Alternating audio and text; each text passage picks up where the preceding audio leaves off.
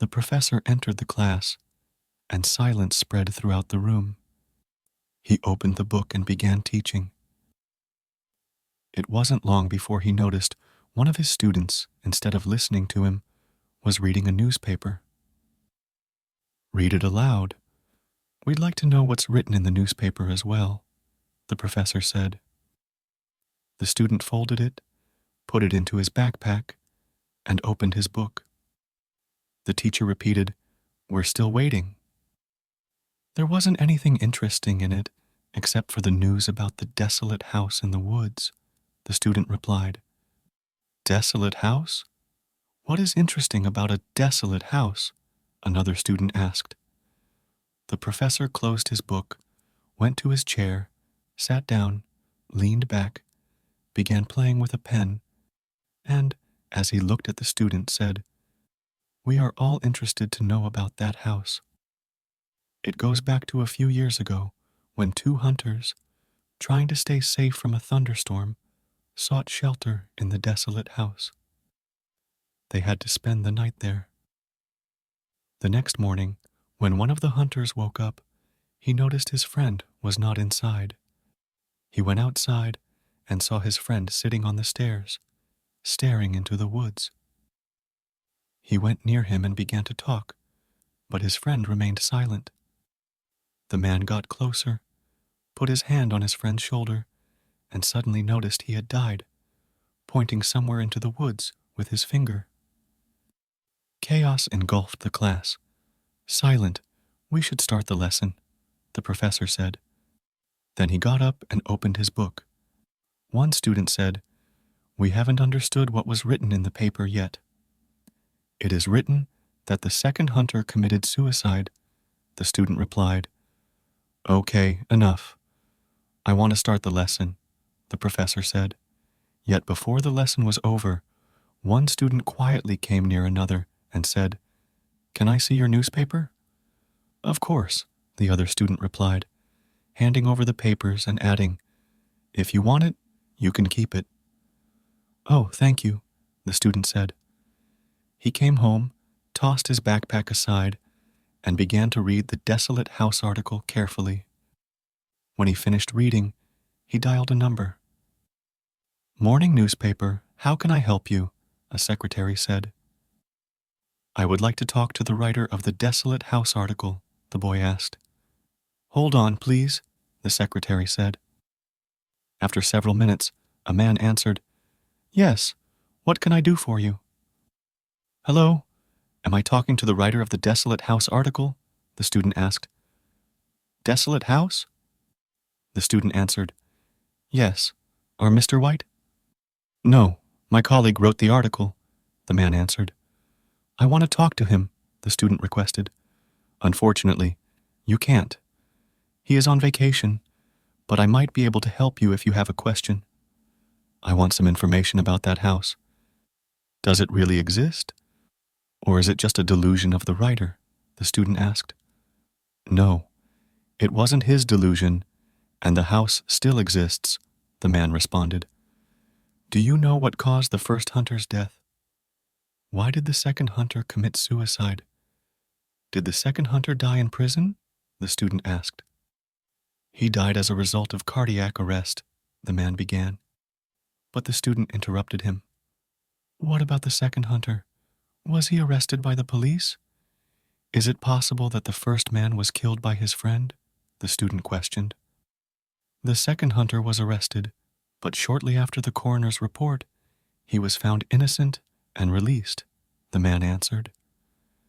When the student wanted to ask another question, the man added, "If you want to know more about it, you can go to the Central Library. Most of the papers are archived there." He then ended the conversation. A few days later, as the student skimmed an old newspaper, he watched the people entering the library carefully. When the library door opened, the student stood up and waved his hand. His friend approached him and sat down next to him. "Have you found something?" the friend asked. "Yes, it's here," the student replied. He then pushed the papers toward the friend and tapped on the article with his finger. Read this." The man started to read the article. When he finished, he turned to the student and said, "I think this is a phony story. The author probably made it up to attract more readers." "No, the story is true. I am sure it happened," the student responded. "Let's suppose the story is true. Maybe the hunter had a heart disease that his friend didn't know about, and he died as a result of that," his friend said. "He died as a consequence of cardiac arrest. I'm not sure someone with a sick heart could go deep into the woods for hunting." "Probably something or someone frightened him to death," the student said. "I don't buy what's written here." "It's not true," the friend said.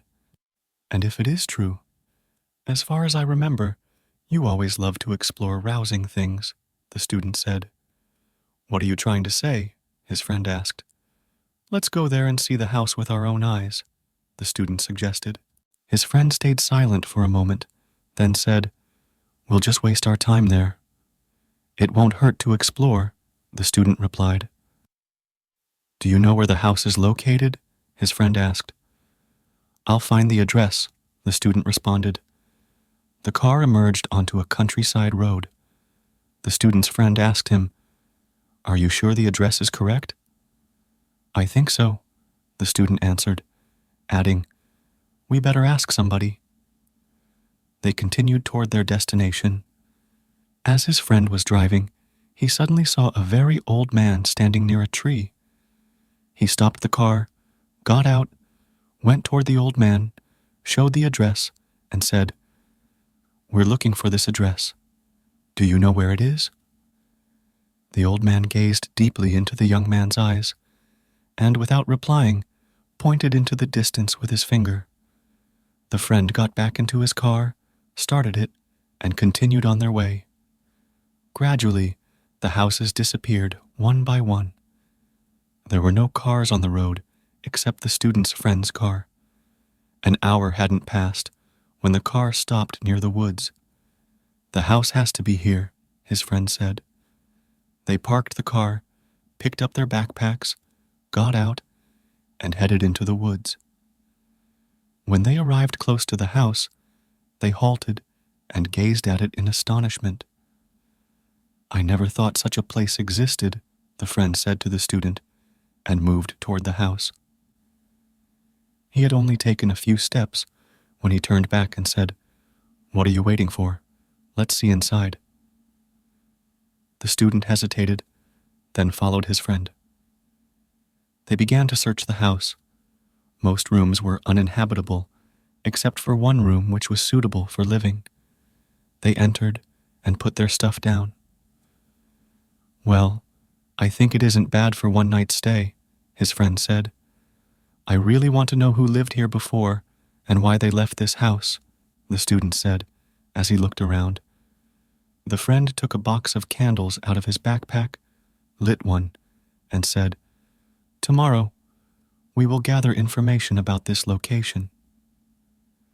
Several minutes past midnight, the two men heard a noise in the house. They got out of the room and went toward the noise, with his friend moving forward and the student following behind. Suddenly, the young man stopped, turned back and said, You, tossed his flashlight and ran to the door. Thomas White was on his way to the office when his colleague called him.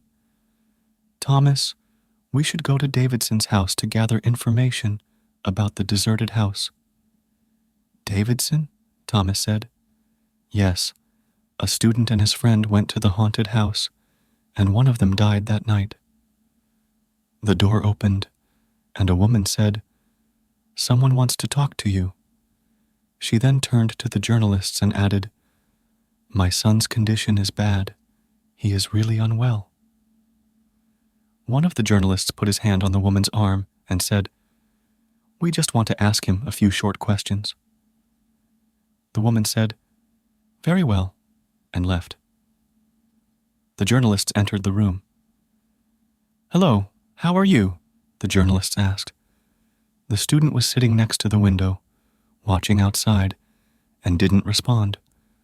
Thomas lifted a chair, placed it near the student, sat down and said, "You called our newspaper office a few times and wanted to talk to me about the desolate house, but unfortunately, each time you phoned, I wasn't at the office." The student began shouting. The woman, agitated, rushed in and said, "Get out! Get out of my home!"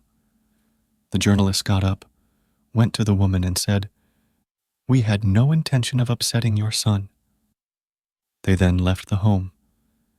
The woman came near her son, kissed his head and said, "I won't allow anybody to upset you."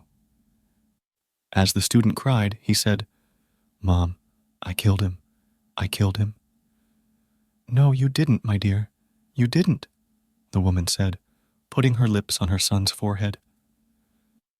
The journalists returned to their workplace, and the editor approached them eagerly. "Did he tell you what happened that night?" The journalist replied, "Nothing." "What do you mean, nothing? Did he not talk?" the editor asked. "He just screamed," Thomas said. The editor sighed. "Then you should forget about the Desolate House article." He added, "Just imagine, if he had talked, people would be lining up to buy the newspaper because of our article." The journalists responded, "We will write about that house. Don't worry." "How?" the editor asked. "This time, we will see the house with our own eyes," Thomas said. "What? You want to go to that cursed house?" the editor exclaimed. "Yes, we intend to write about that place and want to know what happened to those men." The car stopped, and Thomas got off and went to an old man who was standing near the road. Shortly after, they walked toward the car. The journalist opened the car door, and the elderly man sat in the back seat. "He's coming with us to show us the desolate house," Thomas told his colleague. The car moved, and soon after, they reached the house. The elderly man pointed to the house with his finger. The journalists looked at the house, then at each other. They got out of the car, and the old man left them alone. "We have to install the cameras before it gets dark," Thomas said. An hour later, all the cameras were installed. "So, we've installed them all. Now we can go to town to find a restaurant and a hostel," Thomas's colleague said. "Hostel?" "Yes. Tomorrow morning, we will come back and check the recordings," the colleague said. "I want to stay here tonight." "If you want, you can go," Thomas said, taking the car's keys out of his pocket and handing them to his coworker. The coworker took the keys and went to the door, slightly hesitated, then said, "I'd better stay here with you." Then he shut the door. "Are you sure?" "Yes, I am," the colleague replied. "Well, then we'd better start searching the house. Perhaps we can find a lead," Thomas said. The men began searching the rooms when suddenly the colleague cried out, "Come here, I found something." Thomas rushed toward his colleague. "Look, it's a hatchway," the colleague said. They opened the hatchway, revealing a dark space. "Pass me the flashlight," Thomas said. He turned on the flashlight and added, "A hidden corridor." Thomas entered the hatchway cautiously, followed by his colleague. They descended the stairs, and a door appeared in front of them. As the men stood and watched the door in consternation, it opened by itself, and a very lovely female voice said, "Enter." The men entered and looked around for the source of the voice, but there was no woman. Instead, they saw a table, a bed, a desk, and a lot of medical equipment. "Thomas, the owner of this house must have been a doctor. Let's see what we can find in the drawers." He went to the desk, but suddenly his foot hit something. It was a bag. He picked it up and placed it on the desk. His colleague, "Open it." He opened it, revealing a bunch of advertisements for missing people. "Thomas, colleague, why were these ads collected? Why does anyone who comes here either die or go insane? Why is this place called the horror house? Thomas, that's why we're here, to find a logical answer to all these questions. He had barely finished speaking when a piece of newspaper moved toward them. The colleague, we should get out of here. Thomas, no, I want to find out the secret of this home. The newspaper pages began turning, then stopped. One of the drawers opened, and a small notebook floated out and moved toward Thomas. He took it and said to his colleague, please hold the flashlight. I must know what is written here. His colleague obeyed and did as he was asked. A few minutes later, Thomas closed the notebook and said, now, I know what incidents have occurred here. The colleague, what? Thomas was about to reply when the door slammed shut. The colleague ran to the door and struggled to open it, but it was ineffective. The door wouldn't open. He turned furiously to the journalist. You're the doctor? The colleague exclaimed. The man moved slowly toward the journalists and said, this is the dead end. You can't escape from here. Anyone who comes here won't return. Thomas, you can't frighten me, old man. You're dead, long ago. He struck the old man's head with the flashlight. The door opened, and he ran out. Female voice, I will show you the way. Just follow my voice. After a few minutes, Thomas reached the door, but suddenly stopped. Voice, why did you stop? Run. Thomas, my colleague. I need to go back. I left my colleague behind. Voice, now he is in your colleague's body. If you go back, you will be killed by your colleague, just as he did to the others. Thomas, he might kill my colleague. Voice, he won't. He only uses him to kill you. Now run before he catches up. The journalist obeyed and ran into the woods. As he moved forward, he heard more voices. Voices, we are here. Please help us. Now he was almost in the middle of the woods when the female voice said, stop. Fear gripped Thomas. He told himself, maybe it's a trap. Voice, we are here under the big tree.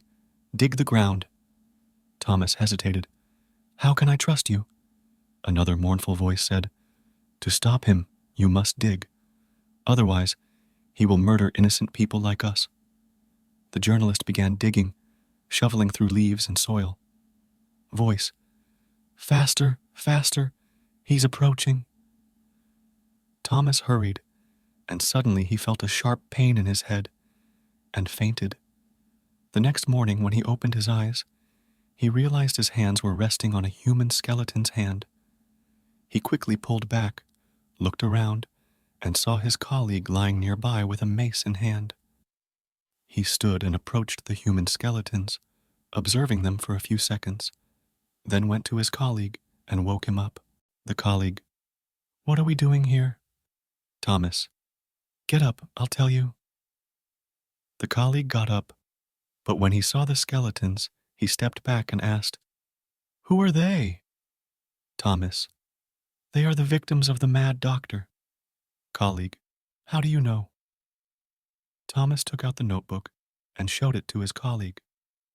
He wrote down everything about how he chose his victims from among his patients and how he tortured them. Colleague, I really wanted to see that maniac. Thomas, you did see him in a way. Colleague, did I? Who was that? Thomas, the old man near the road.